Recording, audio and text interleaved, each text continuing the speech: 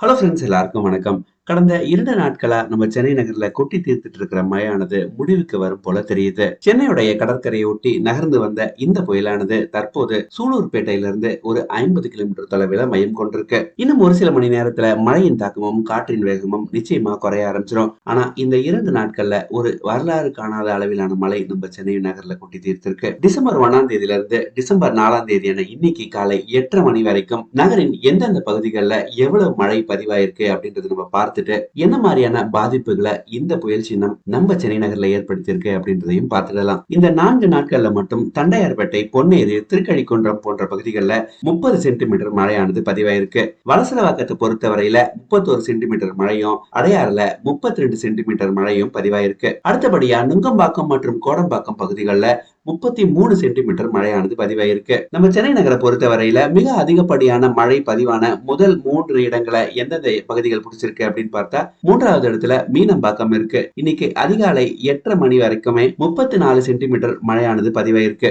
ஆலந்தூரை பொறுத்தவரையில 36 சென்டிமீட்டரும், ஆவடி மற்றும் பெருங்குடி பகுதிகளில் 41 சென்டிமீட்டர் மழையும் கடந்த 4 நாட்கள்ல பதிவாயிருக்கு. இன்னைக்கு அதிகாலை 8:30 மணில இருந்து இது வரைக்கும் பெய்த மழையை கணக்கிட்டா நிச்சயமா நான் சொன்ன பகுதிகளில் எல்லாத்திலயுமே மழையின் அளவானது 50 சென்டிமீட்டரை தாண்டிடும். நம்ம சென்னை நகரை பொறுத்தவரையில ஒரு 80ல இருந்து ஒரு 120 சென்டிமீட்டர் மழை பெஞ்சது அப்படின்னா இந்த பருவமழை காலத்துல நல்ல மழை பெஞ்சிருக்கு அப்படின்ற மாதிரி சொல்லுவோம். இன்ஃபேக்ட் சொல்ல போனா அது ஒரு ஆவரேஜ் அப்படின்னு கூட சொல்லலாம். ஒரு 3 மாதத்துல பெய்த மழையின் அளவுல ஒரு 50% 4 நாட்கள்லயே பெஞ்சிருச்சு. இன்ஃபேக்ட் சொல்ல போனா இந்த மழை இல்ல அப்படின்னா நிச்சயமா நம்ம டெபிசிட்டா தான் இந்த நார்த் ஈஸ்ட் மான்சூனை நம்ம கன்க்ளூட் பண்ணிருப்போம். இந்த மழையினால் ஏற்பட்ட பாதிப்புகள்ல மிக முக்கியமான பாதிப்பானது பாத்தீங்கன்னா, ஏகப்பட்ட ட்ரெயின்ஸ் இன்னைக்கு சதர்ன் ரயில்வே கேன்சல் பண்ணியிருந்தாங்க. குறிப்பா கோயம்புத்தூர், பெங்களூர், மைசூர், திருப்பதி போன்ற ஊர்களுக்கு நம்ம சென்னையில இருந்து போற வண்டிகளாகட்டும், இல்ல அந்த ஊர்ல இருந்து நம்ம சென்னை நோக்கி வரும் வண்டிகளாகட்டும், பெரும்பாலான வண்டியை சதர்ன் ரயில்வே கேன்சல் பண்ணியிருந்தாங்க. இதற்கு மிக முக்கியமான காரணமா பார்க்கப்பட்டது, வியாசர்பாடிக்கும் பேசின் பிரிட்ஜுக்கும் இடையிலான பிரிட்ஜ்ல நீரின் அளவானது பிரிட்ஜுக்கு ரொம்பவே க்ளோசரா போகவே சேஃப்டி ரீசன்ஸ் கருதி நிறைய ட்ரெயின்ஸை கேன்சல் பண்ணியிருந்தாங்க சதர்ன் ரயில்வே. ஒருவேளை இன்னைக்கு நீங்க ட்ரெயின்ல ட்ரிப்பை பிளான் பண்ணிருந்து உங்க ட்ரெயின் கேன்சல் ஆயிருந்தது அப்படின்னா உங்களுக்கு ரீஃபண்ட் சம்பந்தப்பட்ட கேள்விகள் இருந்தாலோ, இல்ல அடுத்த வண்டி எப்போ அப்படின்னு தெரிஞ்சுக்கணும் அப்படின்னு நினைச்சீங்கனாலோ, ஸ்கிரீன்ல தெரியுற நம்பருக்கு நீங்க கால் பண்ணீங்க அப்படின்னா சதர்ன் ரயில்வே அமைச்சிருக்கிற ஹெல்ப் டெஸ்க்ல இருந்து உங்களுக்கு நிச்சயமா அவங்க சப்போர்ட் பண்ணுவாங்க. சபர்பன் லோக்கல் ட்ரெயின்ஸை பொறுத்தவரையில காலை 8 மணி வரையில ஒரு சில சர்வீசஸ் ஸ்டாப் பண்ணி இருந்ததுனால சென்ட்ரல் ரயில்வே ஸ்டேஷன்ல கொஞ்சம் கூட்ட நெரிசல் இருந்தது. அதே மாதிரி மெட்ரோ ரயில்வே ஸ்டேஷன்லயும் நீண்ட வரிசையில மக்கள் நின்று பயணிக்க ஆரம்பிச்சாங்க அப்படின்ற தகவல்கள் நமக்கு கிடைக்குது. மெட்ரோ ரயில் சேவையை பொறுத்தவரையில பெரிய பாதிப்பு எதுவும் இல்ல. ஆனா சென்ட் தாமஸ் மவுண்ட் ரயில்வே ஸ்டேஷன்ல மட்டும் ஒரு 4 அடிக்கு தண்ணி இருந்ததுனால இந்த ரயில்வே ஸ்டேஷனை பயன்படுத்த வேண்டாம், நீங்க ஆலந்தூர்ல வந்து ட்ரெயின் ஏறிக்கோங்க அப்படின்னு சொல்லி மெட்ரோ ரயில்வே நிர்வாகம் பேசஞ்சர்ஸ்க்கு அறிவுறுத்தி இருந்தாங்க. டிசம்பர் 5ஆம் தேதியை பொறுத்தவரையில அரசாங்கம் பொது விடுமுறை அறிவிச்சிருந்தாலுமே மெட்ரோ ரயில் சேவை காலை 5 மணி முதலே தொடங்கும் அப்படின்னு சொல்லி மெட்ரோ ரயில்வே நிர்வாகம் அறிவிப்பு வெளியிட்டு இருக்காங்க.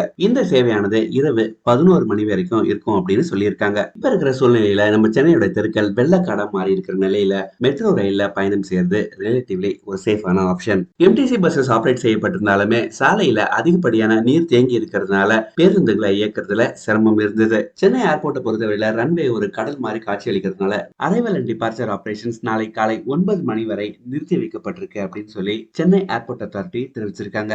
அதே மாதிரி ஏர்போர்ட்ல ஏதாவது எமர்ஜென்சிஸ் இருக்கும் அப்படின்னா ஸ்கிரீன்ல தெரியுற நம்பருக்கு நீங்க கால் பண்ணலாம். நம்ம சென்னை நகர்ல மின்சாரத்தை பொறுத்தவரையில நகரின் பல பகுதிகளில் மின்சாரம் நிறுத்தப்பட்டிருக்கு. ஏன்னா காற்றின் வேகம் அதிகமா இருக்கிறதுனாலையும் மழை நீர் தேங்கி இருக்கிறதுனால அசம்பாவிதங்களை தவிர்க்கும் நோக்கத்துடன் நகரின் பல பகுதிகளில் எலக்ட்ரிசிட்டியை டவுன் பண்ணிருக்காங்க. நீங்க வசிக்கிற பகுதிகளில் மின்சாரம் சம்பந்தப்பட்ட ஏதாவது ஒரு பிரச்சனை இருந்தால் ஸ்கிரீன்ல தெரியுற நம்பருக்கு நீங்க தாராளமா தெரிவிக்கலாம். இல்லன்னா டான்ஜெட் கோடைய அபிஷியல் ட்விட்டர் பக்கத்துல மின்னகம் அப்படின்னு போட்டு உங்களுடைய பிரச்சனையை நீங்க தெரிவிக்கலாம். விபத்துகளை பொறுத்தவரையில இந்த புயலானது நம்ம சென்னை நகரை தாக்கல அப்படின்னா கூட அன்பார்ச்சுனேட்டா ஒரு 5-6 உயிர்களை நம்ம பலி கொடுத்துட்டோம். ரிலீஃப் மெஷர்ஸை பொறுத்தவரையில நம்ம சென்னை டிராபிக் போலீஸ் ஆகட்டும், இல்லனா கிரேட்டர் சென்னை போலீஸ் ஆகட்டும், எலக்ட்ரிசிட்டி போர்டோட ஸ்டாஃப் ஆகட்டும், இல்லனா சென்னை கார்பரேஷன்ல வேலை செய்யற ஊழியர்களாகட்டும், இவங்க தான் அன்சங் ஹீரோஸ் அப்படின்னு சொல்லணும். இவங்களோட சேர்த்து fire service department, disaster management team அப்படின்னு சொல்லி நம்ம சென்னையை முடிஞ்ச அளவுக்கு இந்த கொற்ற மழையிலையும் அவங்க சேஃபா வச்சுக்க முயற்சி எடுத்திருக்காங்க. கடல் போல் காட்சி அளித்த மெரினா, அடித்து செல்லப்பட்ட கார்கள், நானும் சென்னையில தான் இருக்கேன் அப்படின்னு சொன்ன ஒரு முதலை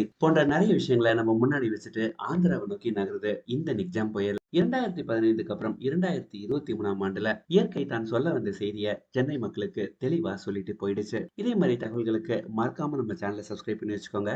தேங்க்யூ so much.